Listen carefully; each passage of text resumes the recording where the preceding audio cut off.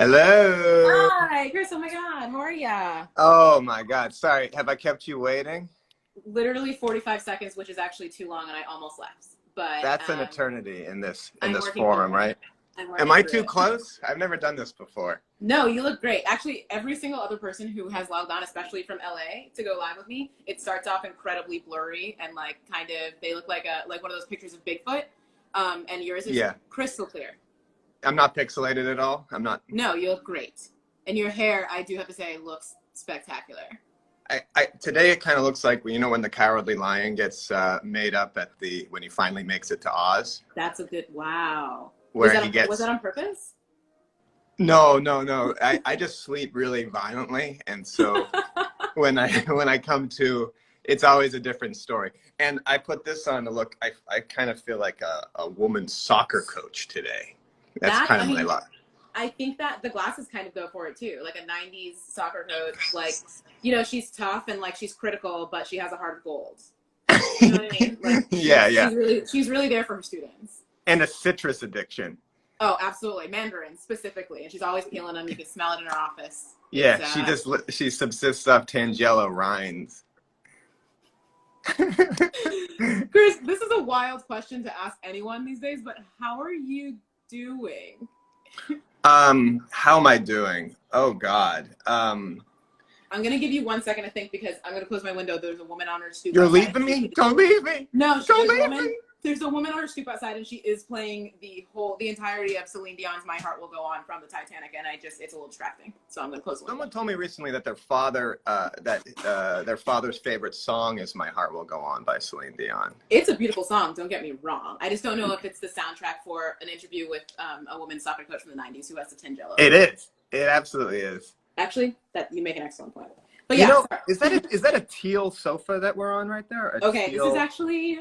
I just got this couch a couple of days ago, and it's like a royal blue, and it's velvet, or like velvet, Look at us. You're not gonna. This is gonna shatter. Yeah, we are so insimpatico right now. Like we are on set. This is the Wiggles live right now. What we're doing. This is synergy. You're in the Wiggles world. Like you're all welcome. Let's give a cheer. Now I'm freaking out because I'm red-green colorblind.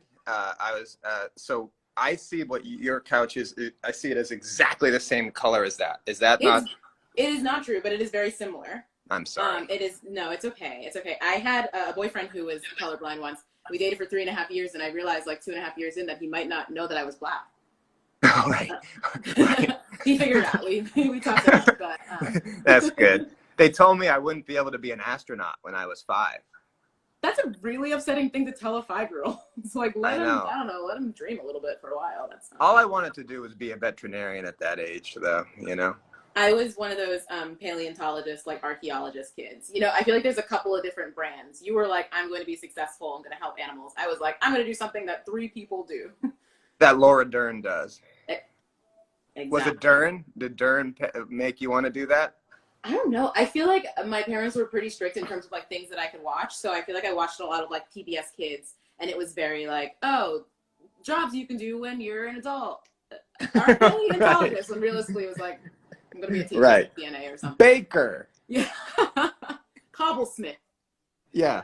I wanted to be the baker's wife when I grew up. The way I'm holding this, is this too Cloverfield? But is it too shaky? Should I place it down?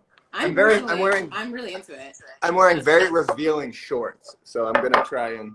There we go. The color combination is just. It looks great. Really? Yeah, I really love it.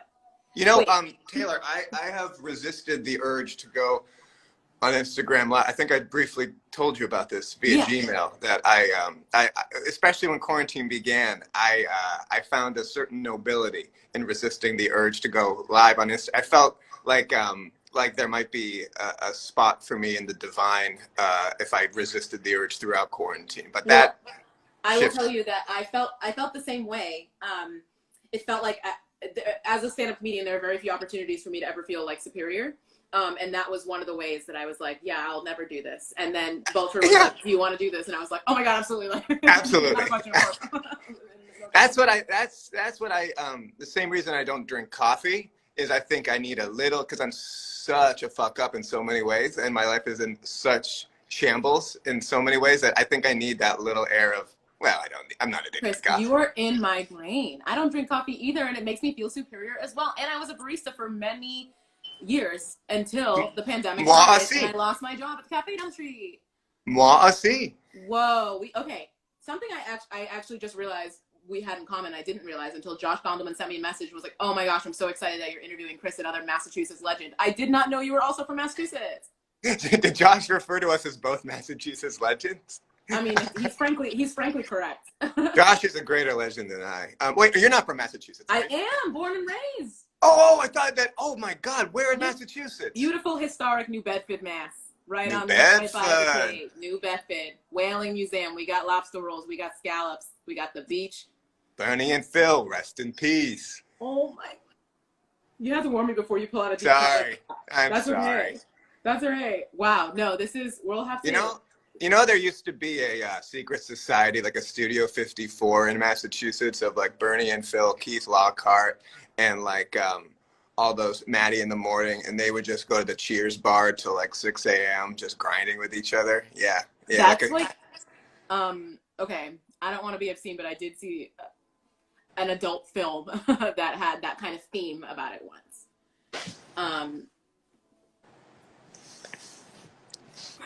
No, I didn't, but I don't know, sounds hot.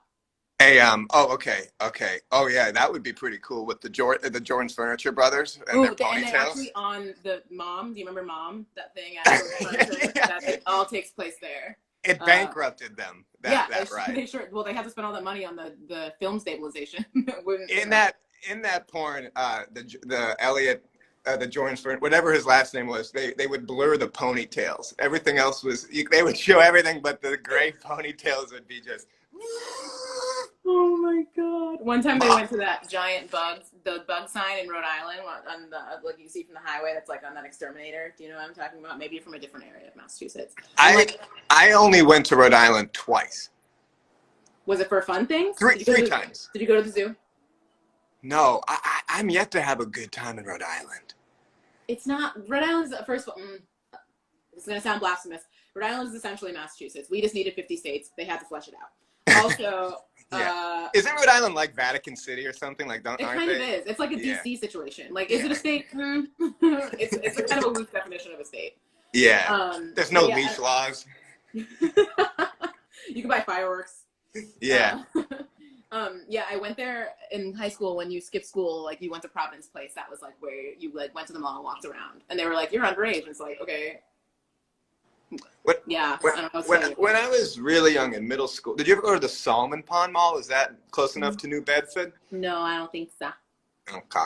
I used to go there so much when my mom would like convince me to skip school when I was in middle school sometimes, and we would go, and we formed this relationship with the guy who worked at the Cinnabon there, and he was like he almost became like a mentor for me. That's beautiful, and also I bet that mentorship smelled delicious. That's all I can think of is Are you was your family big into desserts? Were we a dessert people? I think we were more of a savory folk than a sweet folk, for sure. Oh, I know that shows emotional maturity and depth. I appreciate that. It's also all the trauma. Oh, sure. We also, I just ate a lot of we ate a lot of fish. We kind of only ate fish. Like, our side vegetable was just like fish. Ben Franklin style. Oh yeah. Early to bed. Did he say that? Early to rise makes you go to the docks and buy fish because it's really fresh. He was a fish addict. All my friends from high school are like scallopers now. In fact, every time I go home to Massachusetts for my birthday, my friend Mallory gives me a bag of frozen scallops. Like, that's my gift every year. So you know a bunch of scallop hunters. I sure do. And I know a bunch of whale facts if you ever need some facts about whales. Yeah. Tell me more about baleen. Okay, so there's two different types of whales. There's baleen whales and there's toothed whales. There's actually one species of whale that has both. But baleen is basically like really long pieces of hair that they have in their mouth that they use to filter krill out of the water. I know, it's made of the same stuff as hair and nails. It's disgusting. It's like a super passive-aggressive way of eating. They just like... Yeah, they just kind of go around with their mouth open. So it's hair teeth. They have hair teeth. They have hair teeth. And when you say that, hate. I'm going to throw up. I'm going to throw up all day. I feel nauseous as we speak. But I'm gonna casually vomit in my yard like a gentleman. Maybe it'll be hair. That could be fun. Be like, whoa, yeah. I just threw up hair. I'm like a baleen whale. Yeah. That's the first scene of a good horror movie. Just absolutely me throwing up hair in the yard. What's the? Yeah, sorry, I cut you off. You had another baleen. No, I had. Also, there's toothed whales, like killer whale. They eat just regular fish. They're not even that fun. We don't have to talk about toothed whales. It's like, oh, you have teeth. Kind of grow up. You've had all this time to develop something else. You know, you're like millions of years old. That's really cool that your friends grow up to have like such a specific trade like that. And I didn't realize it was like specific until I left. And it kind of is like, nobody else has friends who grow up to become scallopers. It's not a very consistent job. Is there a job from your hometown that like people like grow up to be that is specific to? Actually, we didn't talk about where you were from. Yeah. They just the job is Facebook messaging me joke ideas through all hours of the night. That's wow. What people from my hometown do. See, I thought that was specific to my brother in New Bedford, Massachusetts. He's calling me at 3 o'clock in the morning. If you're in here, Bryce, please stop doing that. I like went really hard today, and I have all these questions for you. You ready? They're gonna be rapid fire because we spent 12 minutes talking about whales. All right, cool. Boom. Can you tell us your hair routine? High fructose corn syrup. Sorry. Okay, cool. No. I have sea salt spray. Oh. And wow. And I have violent night terrors, so that's how I get this part. Sure. And then I use Love by Dobbinus. And it kind of gives me this Madame Bovary Cocker Spaniel type vibe. It's beautiful. It's the sea salt is, once you say that, I'm like, wow, actually BT waves, they're like right there. Thank you. Do you remember the PBS Kids show Zoom, famously shot out of Cambridge, Massachusetts? Of course. I was just talking to that. And I was just talking about that with somebody. We used to my neighbors and I used to sketch the cast. Okay, well, I have two things that I need to say. One, that I was on season 7 as a cast member. 2, in that we can talk about that at any point. But 2 is I was going to ask you if you were going to be a Zoomer, what would be your little intro thing that you did when you turned around and you were like, I'm Chris. You have one off the top of your head. Yeah, I would fall from the ceiling rafters. legs so fucked up, maybe like a bone popping out. I'm Chris, and then like a slow zoom, and then it's like back to I'm Jared. Yeah, but I would come down from seriously high. Wait, who was on your you weren't with Pablo? And, no, he was on the first season. He was on season 1 of the new reboot. I was on the last season before they canceled it. But yeah, the government shut it down because I think the Zoom kids were like leaking serious secrets about like. I signed an NDA, so we can't. Sorry. A lot of Area 51 shit. But no, actually, you know what's funny is that Pablo eventually went on to work on the season work in the crew on the season that I was on, which was like very cute and fun. Whoa. He's a good guy. Pablo learned to use every part of the animal. Oh, and he still works for GBH. He's great. You should follow him on Twitter. He's very funny. His little baby. Really? I was obsessed with Pablo. Yeah, he's amazing. He's such a good guy. We had a 20-year Zoom reunion last summer, and he was there, and he's just like such a sweetie. The show was utter chaos. Oh, I mean, it's what I attribute for the way that my brain works or does not work in this moment. Didn't they like accidentally make a pipe bomb once out of like vinegar and avocados and something? And I remember there was like a huge explosion.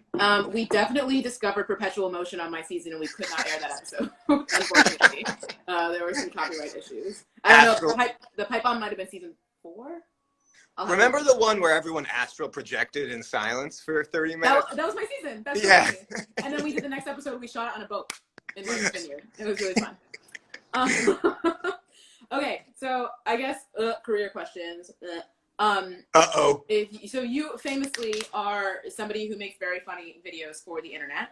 Thank you. And we love you for that. They're so funny. You have a lot of fans in the comments right now. Do you have advice for anyone who is like, I'm stuck inside right now. I'm going to start making videos for the internet. Like, what's your process? How do you come up with your ideas? What would you tell them? Oh, yeah. Absolutely don't do that right now. Absolutely do not do that. Just certainly don't. I even before the last 2 weeks in quarantine, like when I've been writing or anything, it's only been on things that I kind of conceived of pre-corona. Sure. And that I do I have a feeling that like making something during this time, it's kind of like how the PT Cruiser must have gotten made. You know, I don't think good things can come from this creatively. So like if I have like a lot of things that I had been working on.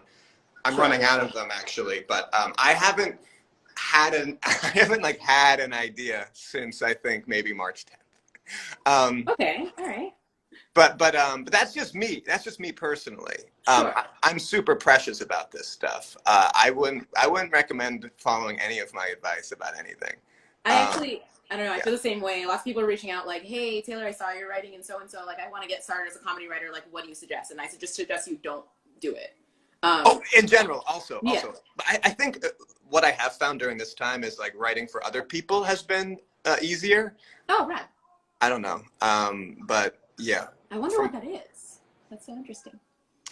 I think I'm processing so much, Sure. and I've been in like such a state of disarray and discombobulation that like I can't be like, here's how it is. You know, I can't like. I don't know. But yeah, you ever see the video I made about that little dog thing? DePiglio. Yeah.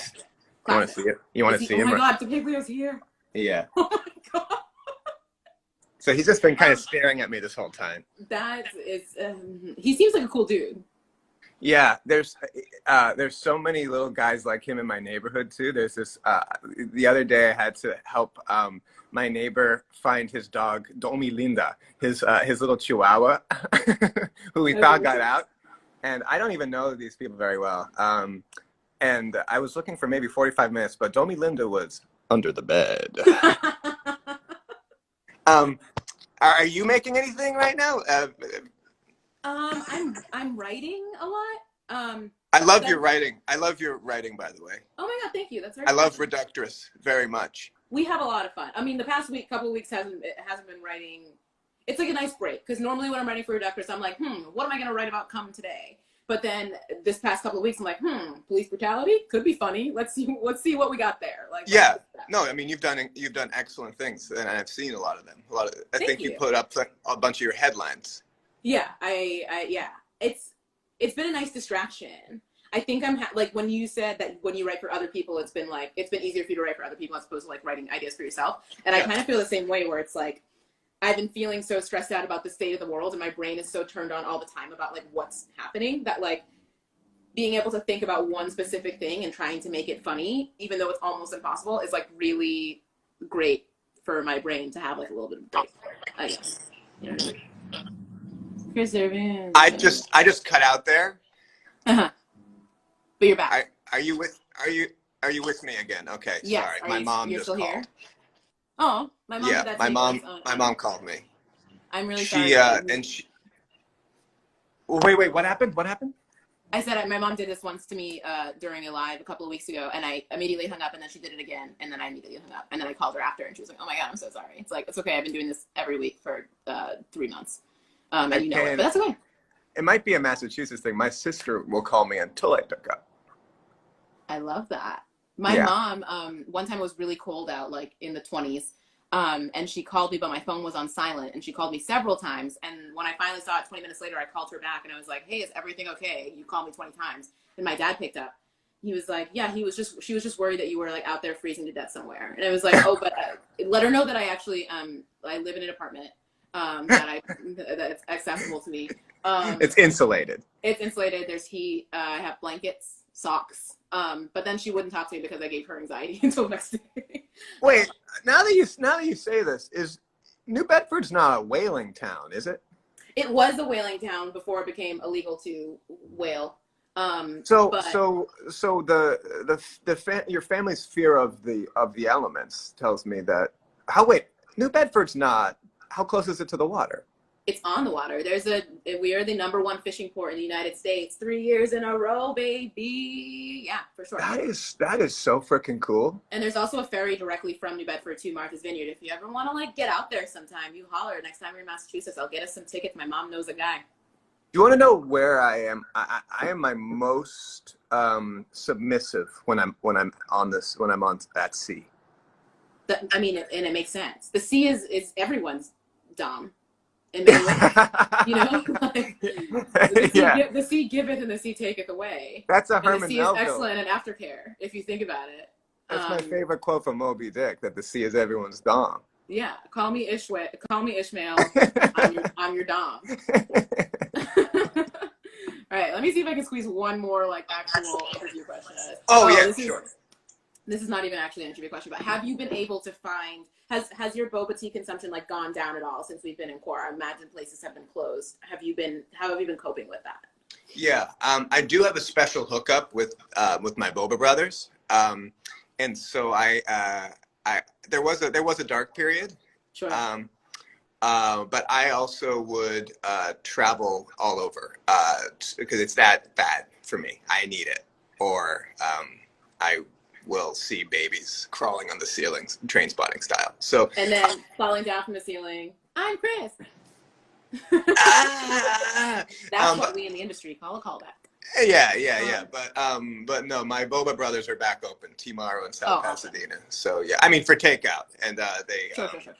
Yeah, they gave me they tested me for Corona the other day with this machine. At the boba place? Yeah. I don't know. I don't know how they got access to it.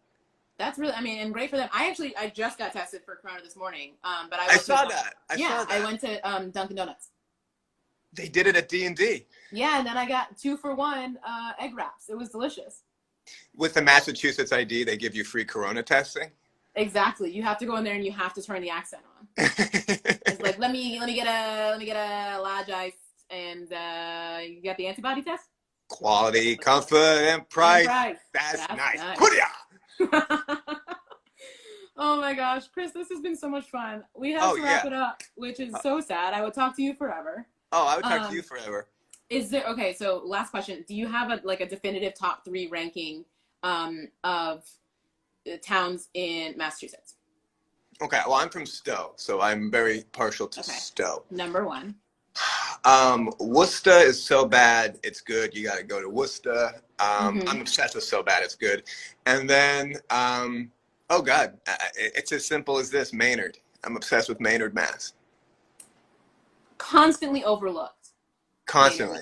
Except they did they filmed a scene from Knives Out in Maynard, Mass. And Maynard showed up. I'm going to do it too. Just in no particular order. Okay. I went to school at UMass Slamhurst. So Hell yeah. Amherst, Mass. New Bedford's going on that list. Obviously, love where you live. They'll come after me. They're everywhere. Yeah. What else? Ooh, I'm gonna say the Raynham area. Raynham. Isn't there an abandoned mall in Raynham? I'd buy it. Ooh, but Taunton. Oh, there's Taunton. So many good ones. There's so many good ones. Saugus. You got Seahonk. No, that's Rhode Island. Swansea. Medford. Home of the first Krispy Kreme kid. I did not know that. Oh, yeah. Wow. Would you look at that? I don't know. I might be making that up. I dream a lot of facts. I believe it. I had a dream the other day that I got a bucket hat, and I was so...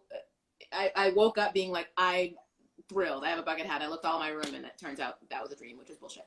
I was eyeing a fur bucket hat the other day, but I feel like that's going to be kind of, it's a slippery slope. I feel like that could be the one thing that would push me into a different type of confidence. I think that you should go for it. I think we should both go for it. In my dream, I had to choose between either a red one that was made of denim, and it specifically said LL Bean on it, and also one that was made of white suede. Wow. Red denim and white suede. I mean, those are my favorite. Guess which one I chose. Oh, you went with red denim.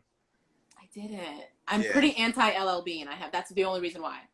How in terms big of was practicality, the red one made more sense, but I got the white suede one.